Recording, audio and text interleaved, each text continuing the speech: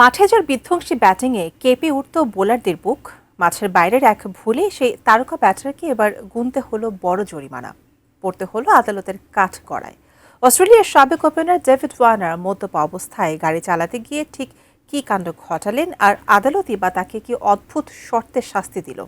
বিস্তারিত জানাচ্ছেন বদিউজ্জামান মিলন। মদ্যপ অবস্থায় গাড়ি চালানোর অপরাধ স্বীকারের পর শাস্তি পেয়েছেন অস্ট্রেলিয়ার সাবেক ওপেনার ডেভিড ওয়ার্নার। সিডনির আদালত তাকে দোষী সাব্যস্ত করে ১,৫০০ অস্ট্রেলিয়ান ডলার জরিমানা করেছেন। বাংলাদেশি মুদ্রায় এর পরিমাণ প্রায় ১,৩০,০০০ টাকা। আদালতের নির্দেশ অনুযায়ী এখন থেকে গাড়ি চালাতে হলে ওয়ার্নারকে ইন্টারলক ডিভাইস ব্যবহার করতে হবে। গাড়িতে এই ডিভাইস সংযুক্ত না করা পর্যন্ত তিনি ইন্টারলক লাইসেন্সের আওতায় গাড়ি চালাতে পারবেন না।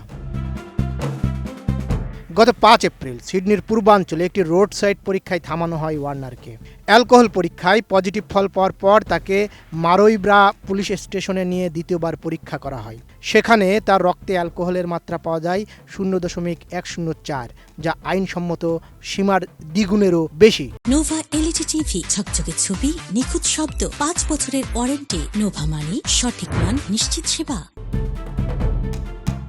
আদালতে ওয়ার্নারের আইনজীবী তার শাস্তি কমানোর আবেদন করেন। তার দাবি, ঘটনাটি বিশ্বজুড়ে গণমাধ্যমে ব্যাপকভাবে প্রচারিত হওয়ায় এরই মধ্যে ওয়ার্নারকে যথেষ্ট সামাজিক ও পেশাগত পরিণতি ভোগ করতে হয়েছে। ওয়েভারলি লোকাল কোর্টে আইনজীবী আইওয়াজ আহমেদ বলেন, ইএসপিএন, আল জাজিরা ও দ্য ইন্ডিয়ান এক্সপ্রেস সহ বিভিন্ন আন্তর্জাতিক গণমাধ্যমে ঘটনাটি প্রকাশিত হয়েছে। তার ভাষ্য, এই ঘটনার কারণে ওয়ার্নারের বাণিজ্যিক সুযোগ সুবিধার উপর প্রভাব পড়তে পারে।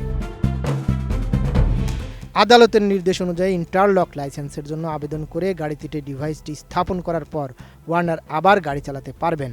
গাড়ি চালুর আগে ডিভাইসটি তার নিঃশ্বাসে অ্যালকোহলের উপস্থিতি পরীক্ষা করবে। অ্যালকোহল শনাক্ত হলে গাড়িটি স্টার্ট নেবে না। ৩৯ বছর বয়সী ওয়ার্নার অস্ট্রেলিয়ার হয়ে আন্তর্জাতিক ক্রিকেট থেকে অবসর নিয়েছেন, তবে বিভিন্ন দেশের টি-20 ফ্র্যাঞ্চাইজি লিগে এখনও নিয়মিত খেলছেন তিনি। বদিউজ্জামান মিলন, এটিএন নিউজ।